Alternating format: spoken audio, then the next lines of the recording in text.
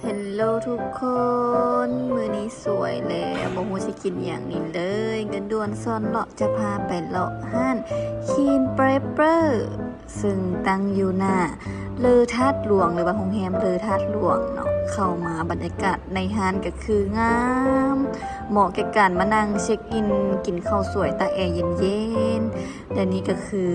คนหลายแฮงทุกคนเพราะว่าส่วนหลายมีแต่ห้องร้านห้องการ เมนูห้านเพิ่นเกิดจะมีทั้งอาหารลาวและก็อาหารไทยอาหารนานาชาติครบเลย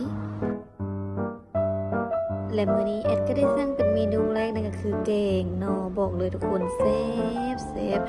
แกงนอก็ต้องเคียงคู่กับตำหลวงพระบางตำบักหุ่งหลวงพระบางอันนี้ก็คือเดอะเบสมาพร้อมด้วยไส้อัวเนาะไส้อัวหลวงพระบางเซฟให้ทุกคนต่อด้วยข้าวหมูแดงน้ำลายไหลหิวเข้าไปทานเลยแล้วนี่ก็เป็นกะเพราผัดซีน